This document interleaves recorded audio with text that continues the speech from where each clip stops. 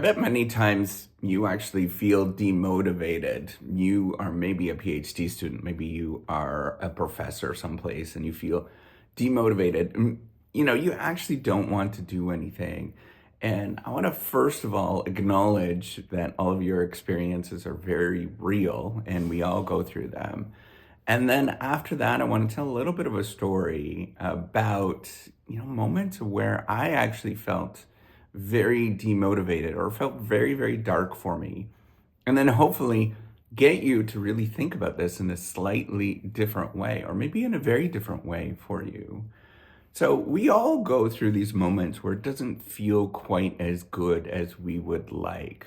At least in my experience, I've gone through many moments where I've been working on something, a big project, a something that is very daunting that I am not quite enjoying. And it turns out that it's actually quite more difficult for me if I'm actually doing mental work versus physical work. Physical work is a little bit more enjoyable, although I do remember many times I had a job one summer where I had to paint all these cabins at a tourist camp, and I hated it. It was not fun at all, and it really became demotivating for me.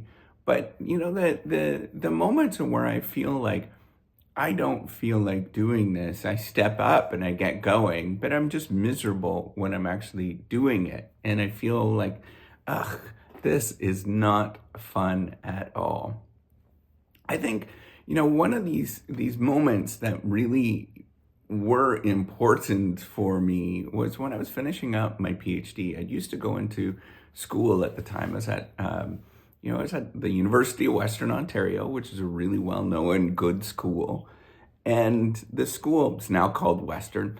The school had a big library, like a lot of universities. And I was finishing up my PhD. And what I would do is instead of going into my office, I'd go into the library. And I'd go there from 8 o'clock to 2 o'clock and do my work because there was no internet. I didn't have internet on my laptop at the time.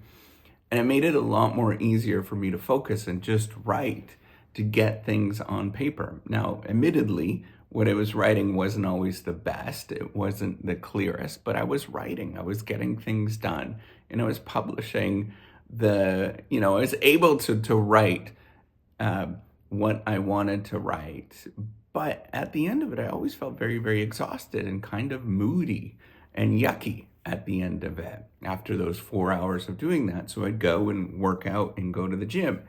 And that would change how I felt about things. I would completely change my attitude, what I was experiencing, and everything that was going on around me.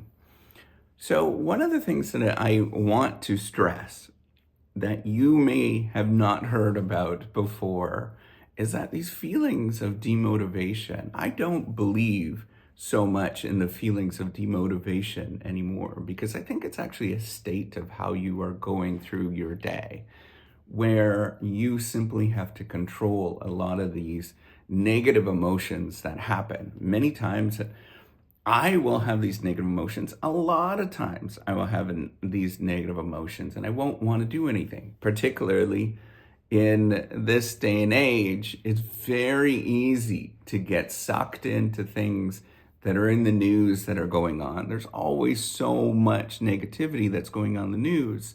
And me, and perhaps you're the same way too, is I think I'm probably reasonably intelligent to kind of understand and know what to do and sort of see a methodical way of completing these sort of tasks that are going on in the news. But the news, the powers that be, don't want to follow the thing that I want to do. And then because of that, I get anxious and nervous, and I get really, really frustrated with who I am. And I get frustrated with everybody else because it seems like it's overwhelming a lot of times. And I want to just go hide. Every time I go onto social media, I feel like, oh my gosh, I don't know what to do. Or I go into the news.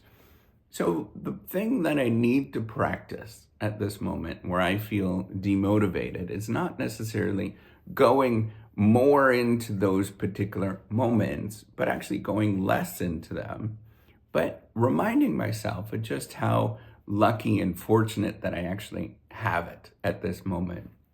I'm reminding myself that I'm doing okay at any given moment. It's getting out and trying to do things regardless of those feelings that you're doing, but then as well as looking at the ways that you can reframe a lot of the things that you are experiencing and that you're going through. Right. So you might think one of the big things that I feel all of the time is that I'm not good enough, or, I'm out of my league. I simply just have to say, wait a minute, everybody else is feeling the exact same thing. And if I look at tricks and how to change it, right? So instead of thinking about me, that's actually a problem, I think about, oh my gosh, like I was somewhat a product of what I grew up in. And then I realized, like, oh, I need to work on that as well. I need to work on this optimism that's going on because, there's many moments where the world was not optimistic. Maybe I grew up in a more optimistic time, but I don't think so. I grew up in a time where it felt very dangerous out in the world. So what I need to do is remember that, I am doing good work and that I need to simply keep walking forward and smile along the way. Like, one of the things that's really incredibly important is when I start feeling grumpy or grouchy, I need to take a step back and find ways to manage that emotion. That means maybe taking some time to meet with people. That means maybe laughing a little bit more. That might mean watching sitcoms, watching television so that I feel more positive inside. All of these things are wonderful, particularly for those of us that think about the world too much.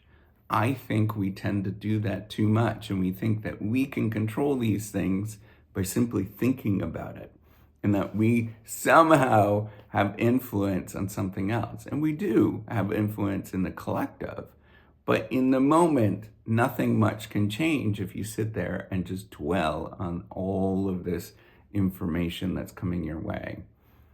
I think you need to work on this first, and then you can get going and feel much better. So look for ways that you could do little practical things at a given time. Look for ways that you can get up for a half an hour. Look for ways that you can have meetings with people. Look for ways that you could, excuse me, look for ways you could just laugh or giggle at something. All of these things are extraordinarily good for you. And practice those on a regular basis where you have more of a kind heart than internalizing all of that negative information that's coming your way. Because you're really not demotivated. I think many of us can actually do really great things if we simply just change the way that we look at the thing that we're doing. And the way that we need to do that is just be more positive about it. Remove all of the tension and anxiety that exists in the world around us, and have fun more than looking at that this is going to be a daunting task. It requires practice. It requires an everyday mindset that you say that I am going to control these emotions. I'm going to work on them, and I'm actually going to feel good today. That is a practice that is difficult, but it's a practice that is important. Remember that you have to learn how to smile. You have to learn how to have a happy heart. It's not something that comes natural. And if you learn that all of these things are very much internalized practices, then you're going to do well every day. It means practicing, creating the little wall around you, and having a wonderful time, regardless of what the world is doing and what people are thinking of you. All right, take care and have a wonderful day. Bye.